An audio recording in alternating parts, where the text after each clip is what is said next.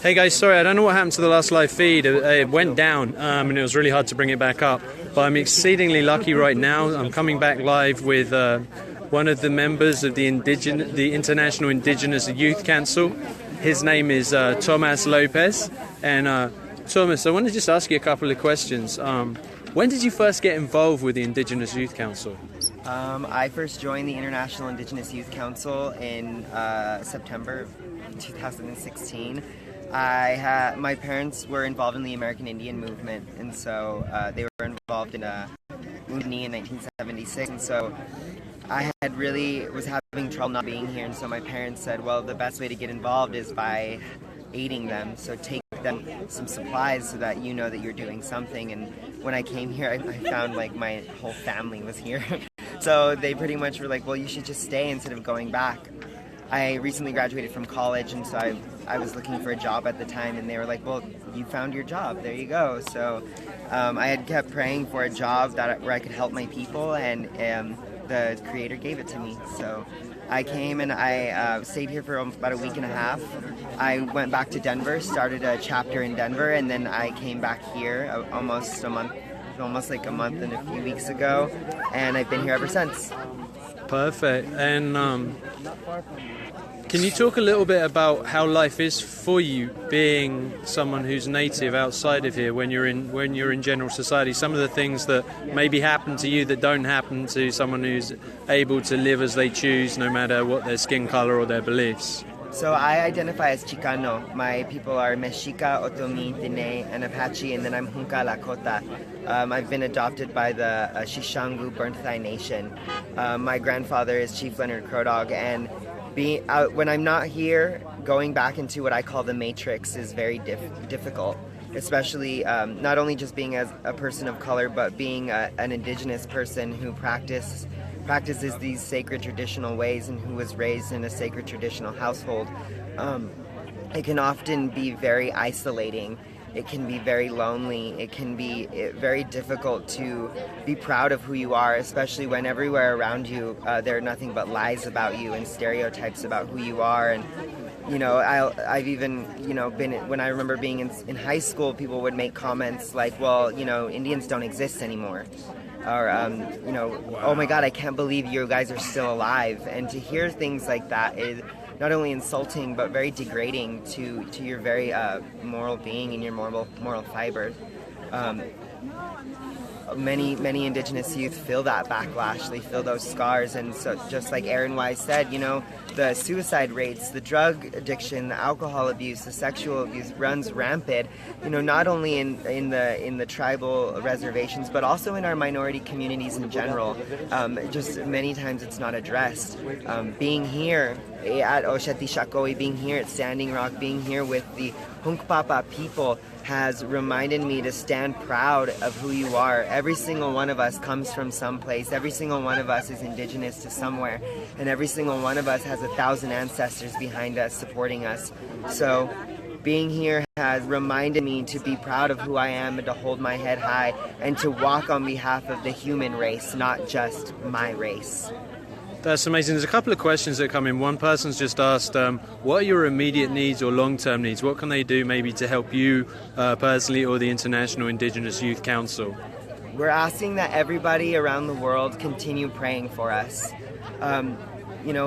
Money and clothes, those are all material things. Those are things that we don't necessarily hold above anything else. But that prayer, whatever that may look like to you, whether you're Buddhist, Taoist, Christian, Catholic, Jewish, non-denominational, even if you're atheist and all you do is meditate, we're asking that you send us those positive vibes, those prayers. We're asking that you think good thoughts. We're asking that if you go into your own actions back home, that you go in peace, that you go with prayer, that you don't belittle or dehumanize the police, because they are our brothers and sisters. We care about them. We're not here fighting for us. We're here fighting for everybody. And so we ask that you remain in prayer. And there are also other ways that you can go online onto the different GoFundMe pages.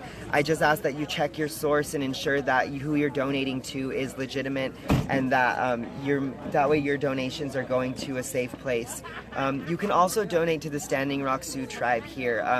their lives have been directly impacted by what's going on here, and they have proudly sacrificed so much for us to be here. So if you want to donate to them and help the tribe, that's one way that I highly suggest that you help people. Okay, I will get a link for that, people, so they can go on the top of here. Can you speak to some of the things that you've seen happen to peaceful unarmed border protectors? Is that something you're happy to speak to at all?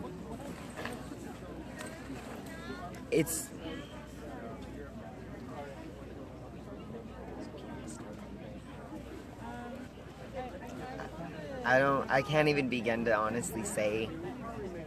You're staring into the eyes of the devil. I guess all I can say is I pity the person that can openly hurt somebody and smirk about it. Be happy about that. I pity you. And I forgive you because it's not your fault.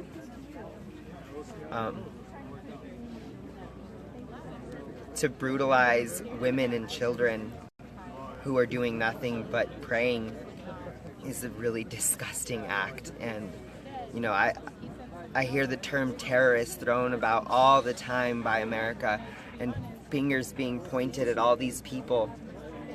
What I saw and what people experienced last Sunday, that was terrorist acts. That was an act of terror amongst towards the indigenous people on behalf of the Morton County Sheriff's Office, and nothing is being said about that. No fingers are being pointed. My sister Red Fawn is facing prison time for a story that isn't coincided by any of the police, that wasn't filmed by any of the cameras that are here. No one saw or heard anything.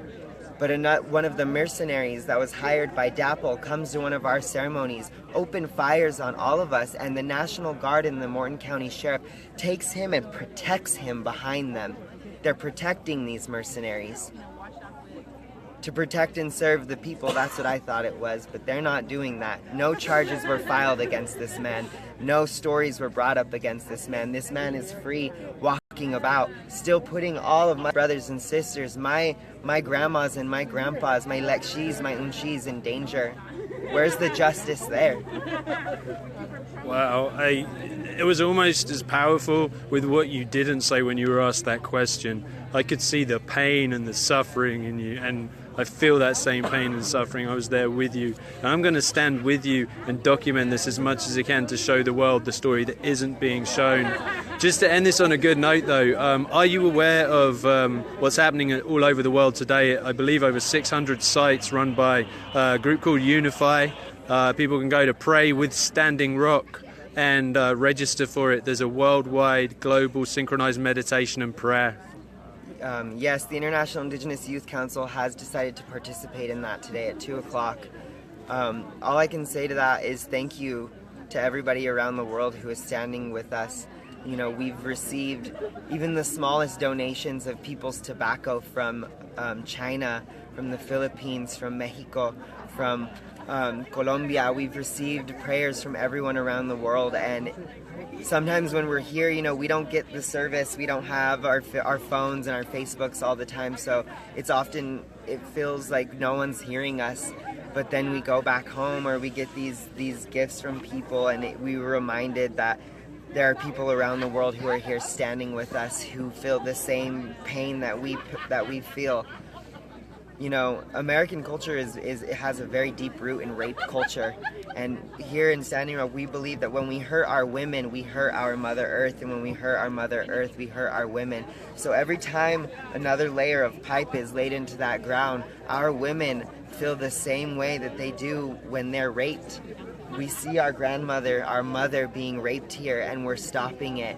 We're not going to allow it to happen. And I would just want to thank everybody around the world who's going to participate in stopping that and standing up for our women and standing up for our grandmas, our nieces, our nephews, our daughters, our sisters.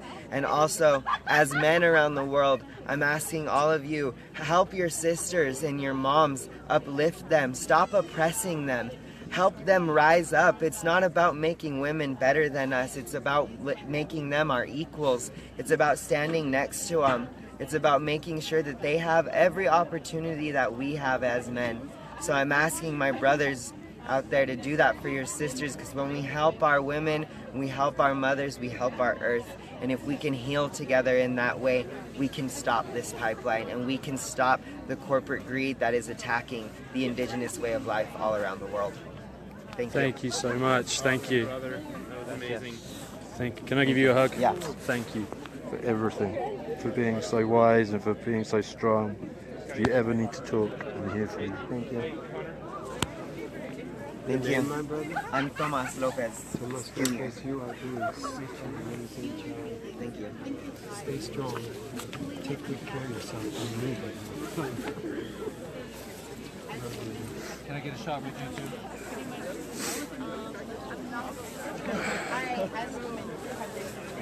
Wow, guys, that's the leaders of the future. That's the people who are leading this. As you heard earlier, they ran all the way here, all across America to start this movement. So if you can, go to praywithstandingrock.com, register, join today. The Facebook event has just been posted. I'm going to go and leave this for now. Thanks so many for joining. If you're just joining now, please go to the start of that and listen to that, because that was some of the most powerful words I've heard spoken in a very, very long time. Thanks, guys. Take care. Bye-bye.